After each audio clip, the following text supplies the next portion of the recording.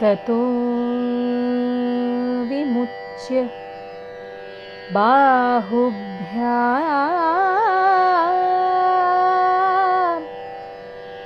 वलयानि सवीर्यवान्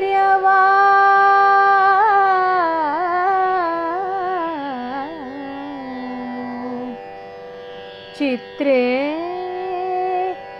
काञ्चन सन्नाहे प्रत्यमुञ्चत् तदा तले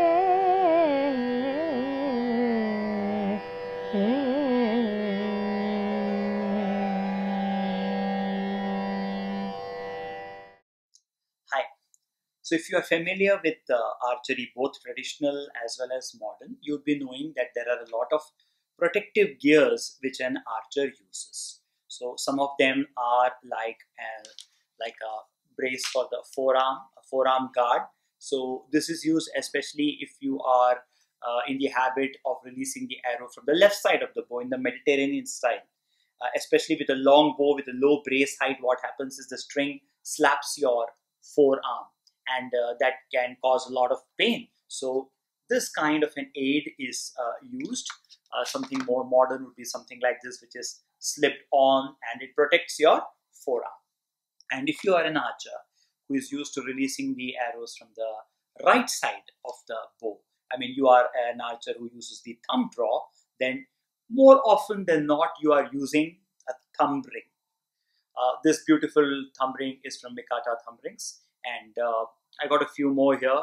This is from Vermeil, and this is from Turkey, and this one is actually a piece of sanitary fitting, but it really works as a thumb ring, so I kind of enjoy it. So all of these help in the release of the arrow, and they save your thumb from getting hurt and your knuckles from swelling up, because of the effort you put in pulling the string and releasing it. Also, if you are an archer who uses the Mediterranean style, you use sometimes something like this, which protects your hand basically, and the arrow passes over this. So why I'm mentioning all this is because I was interested in understanding whether archers in the Mahabharata were also using some sort of protective gear. Now we know that the thumb ring is as old as the Neolithic period. Archaeological evidence exists for that.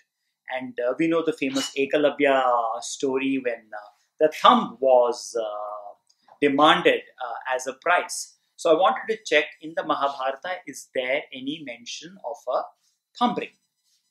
There is none. The only mentions that we are getting in the Mahabharata are of gauntlets, gloves, and finger protectors of some sort, and all of them are mentioned as having been made of iguana skin. So they were using leather gloves kind of protection, the archers. That's what they were using. But I wanted to go deeper to see, is there any mention of forearm protectors like we have both in the modern times as well as in traditional archery. So some aspects which I came across, let me just talk about them. In the Adi Parva, when the students are introduced in the tournament, which Drona has organized, let's see what the epic says. Drona introduces Arjuna and he says that, behold now all of you, Partha, who is dearer to me than my own son, I'm going to present him and he's going to show all his skills. And at the command of the preceptor, Arjuna, also known as Falguna, equipped with finger protectors, his quiver full of arrows, he steps on stage. Finger protectors. It does not talk of either a thumb ring or of arm guards. Now, why this is interesting is because again and again in the Mahabharata it is mentioned that an archer or a warrior could always be recognized by the scars made on their forearms by the bowstring. That's why when Arjuna is also disguised as Brihannala, he has to wear a lot of bangles to hide his scars. So these scars were considered like some sort of ornaments for an warrior, which also means they were not using anything akin to a forearm guard. Another mention in the Vana Parva, around the time when Yudhishthira asks Arjuna to go and gather all the celestial weapons, that one is also interesting. It says that at the command of Dharmaraja, the mighty armed Arjuna, clad in mail, which is a chainmail armor, encased with gauntlets, and furnished with finger protectors made of the iguana skin, taking up the bow and his inexhaustible quivers, etc., etc. And he goes. It does not talk about any kind of forearm protectors. It talks of gauntlets which are furnished with finger protectors. So we are looking at some kind of gloves which possibly had some inbuilt extra leather or something to protect the fingers. In the same Parva, it once again says, when someone spots Arjuna, they tell him, "Who are you that you have come here, clad in armor, scabbard, and gauntlet?" Again, the gauntlet or the gloves are mentioned again and again, but no mention of either a thumb ring or a forearm guard is there anywhere. So I also shifted my focus away from Arjuna and I said, let me see when the description of Karna occurs, is there something around that? And I kind of went to the Drona Parva because that's where Karna makes his entry into the Kurukshetra battle on the 11th day after Bhishma has fallen. And there it says, Karna tells his charioteer, "Fasten on me this magnificent golden and resplendent armor, also my helmet and my bows and arrows. Fasten 16 quivers to my chariot." He asks for arrows, spears, maces, his conch, his standard, but there is again no mention of any sort of protectors for his forearm or some sort of thumb ring, etc.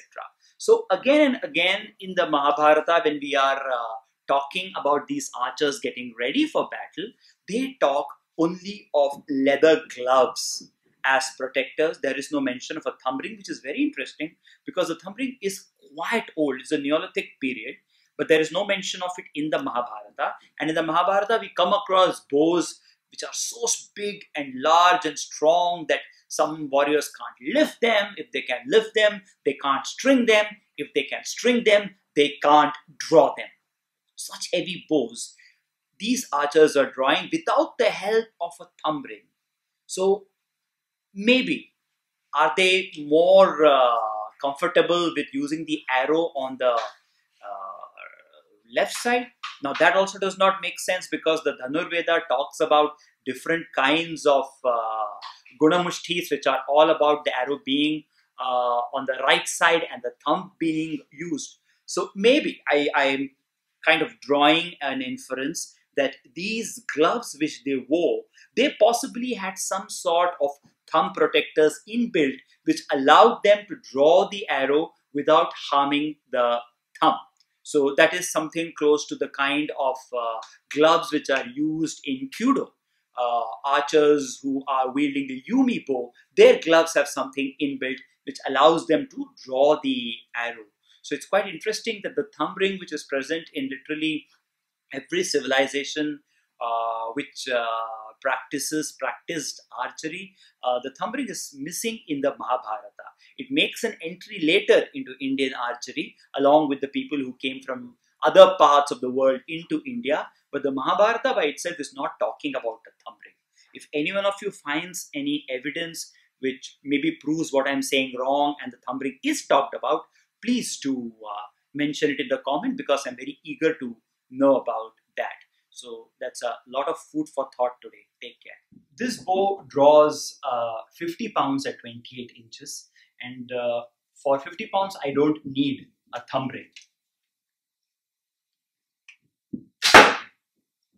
But if I were to be wielding a bow which is 90, 100 pounds at 28 inches, a thumb ring would be very much required. So in the Mahabharata times, I believe that those gloves helped them to draw the arrow because they had some kind of special protectors or extra leather or something around this spot. Now, when you're shooting in the Mediterranean style, which means the arrow is being placed on the left side of the bow, then the thumb per se is not being used. It's only these three fingers are being used. And this is where the possibility of the string striking the forearm may happen. And that's why we use protectors. But the Mahabharata talks about those scars being like the ornaments of warriors, and how warriors are recognized is by the scars of the bowstring on their forearms.